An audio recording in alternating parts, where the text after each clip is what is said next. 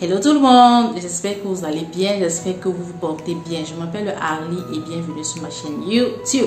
Sur cette chaîne, on parle de la Chine. On parle des bourses, comment faire pour obtenir une bourse en Chine. On parle de comment faire pour venir en Chine en tant qu'étudiant. On parle de comment trouver des bons fournisseurs en Chine. Donc si vous êtes businessman, vous êtes étudiant, vous voulez venir en Chine, même si c'est pour visiter, cette chaîne c'est pour toi, ok? Je parle que de ça. Et je fais aussi des tutos beauté parfois, ok? Donc aujourd'hui, je vais vous parler d'un truc un peu bizarre. Je ne vais pas dire que c'est bizarre, mais bon. Ça, c'est quelque chose ça me revient beaucoup. En fait, ça, c'est une question qui me revient beaucoup. Bon, nous sommes à la rentrée. C'est déjà la rentrée en Chine. Ok, les étudiants sont en train de venir. Ils sont en train de s'installer. La rentrée commence le 4 septembre.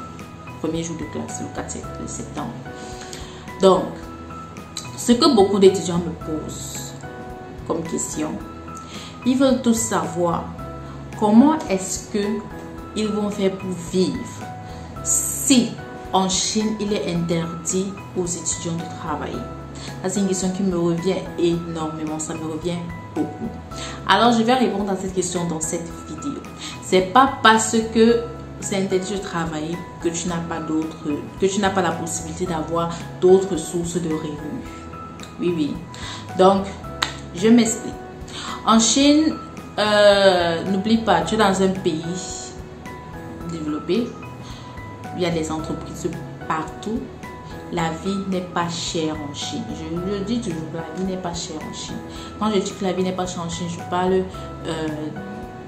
la nutrition, je parle du transport, logement, ça dépend des villes.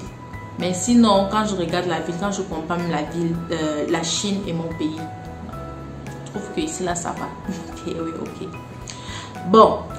Déjà, les étudiants qui viennent avec la bourse complète, vous n'êtes pas concernés parce que vous avez déjà votre argent à la fin de mois, que votre argent ne souffre de rien. Si vous venez en master par exemple, vous avez vos 3000 RMB à la fin du mois, 3000 à 3500 RMB.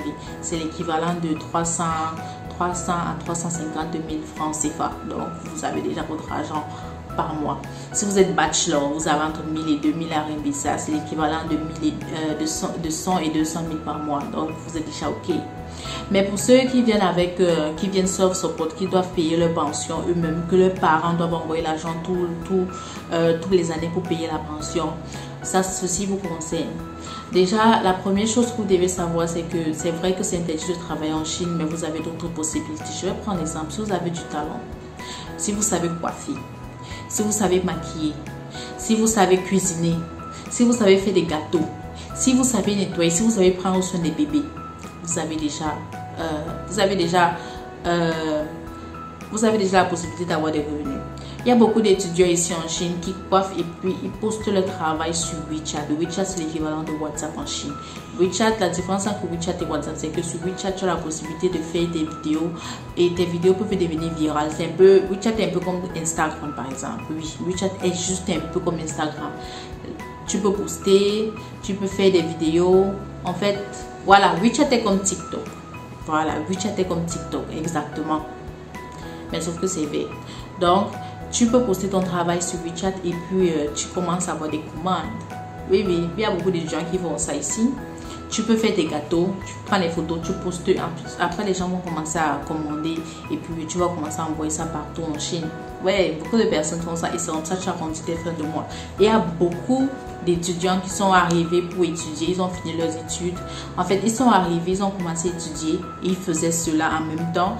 Après, quand ils ont eu leur diplôme, ils ont arrêté, ils se sont focalisés sur la coiffure. Moi, je connais une qui s'est focalisée sur sa coiffure. Aujourd'hui, elle a de l'argent. Ok, elle a de l'argent.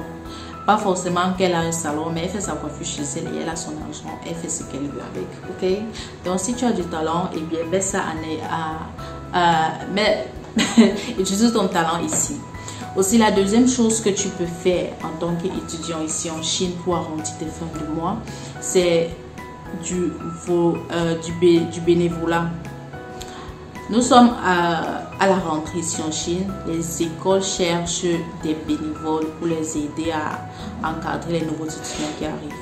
Donc, si l'école peut-être demande que, est-ce qu'ils ont besoin des gens qui vont venir aider à encadrer, tu peux te porter volontaire et puis tu aides à la fin du mois, ils peuvent te donner quelque chose. Et puis ça va aussi jouer un bon rôle pour tes notes, surtout quand il va falloir graduer. Ça va aussi jouer un bon rôle pour toi, which is good by the way, ok. Et maintenant, ça c'est la chose la plus commune que beaucoup d'étudiants font d'ailleurs, c'est du business. Oui. Si tu es en train de payer en Chine et que tu es peut-être entouré des gens des commerçants, des gens qui font du business, cherche à garder le contact. Donc débrouille-toi à garder le contact, parce que quand tu vas arriver ici en Chine, tu pourras acheter leurs choses et puis ils pourront te donner l'argent. Tu fais les achats et puis tu les envoies. Et c'est comme ça que tu gagnes ton argent. Ok, donc c'est un peu ça. Et aussi d'autres personnes, ils font du genre, ils achètent en Chine, ils envoient au pays, ils ouvrent peut-être des boutiques au pays, ils envoient les marchandises au pays et puis ils vendent. Peut-être ils ont quelqu'un là-bas qui les aide à vendre, ça c'est aussi très commun. Comme ça que les gens vont pouvoir arrondir le fin de mois. Et moi par exemple, je fais aussi dans ça, je vous ai déjà parlé de mon business ici plusieurs fois. J'ai créé une page qui s'appelle Tessia Services et Transit. C'est une entreprise qui vous aide à acheter votre marchandise ici en Chine et puis nous vous aidons à expédier ça dans votre pays, peu importe le pays dans lequel vous vous trouvez. Nous vous aidons à acheter et puis nous vous aidons à expédier ça. C'est une entreprise qui fait dans l'expédition des colis de la Chine vers le Cameroun. Which is good by the way though. Si cela t'intéresse, je vais laisser le lien de l'entreprise là en bas. Tu pars juste, tu regardes l'entreprise sur Facebook. Tu peux contacter l'entreprise et puis nous allons causer. Je suis très active là-bas. Alors n'hésite surtout pas à aller là-bas regarder, ok? So, ce sont des petits boulots que tu peux faire en Chine et puis tu peux t'en sortir à la fin du mois.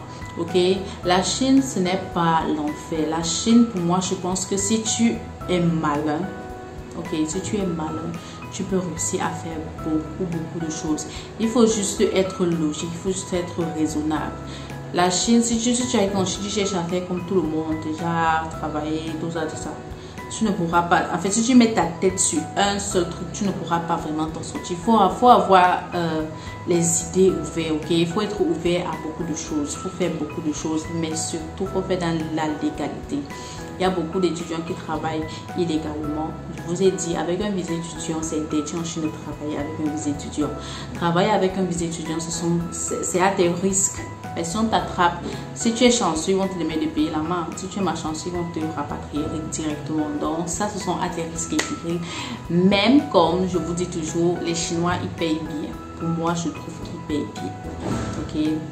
Si tu trouves un bon travail, généralement en Chine, on va te donner la maison et le salaire. Et puis, tu as beaucoup d'avantages de service avec ça. Alors, c'est tout pour cette vidéo. N'hésite surtout pas à t'abonner si ça t'a plu. Et surtout, laisse-moi ton avis en commentaire. Si tu as des questions ou bien si tu as des sujets que tu voudrais que je parle, eh bien, laisse-moi ton avis en commentaire. Aussi, autre chose, je vous ai dit que j'ai ouvert mon entreprise en Chine. Si vous voulez savoir comment j'ai fait ça, le processus, vous pouvez laisser votre question en commentaire. Je vais faire une vidéo là-dessus pour vous expliquer étape par étape comment faire pour ouvrir une entreprise en Chine. Ok? On se dit à la prochaine. Take good care of yourself. Bye.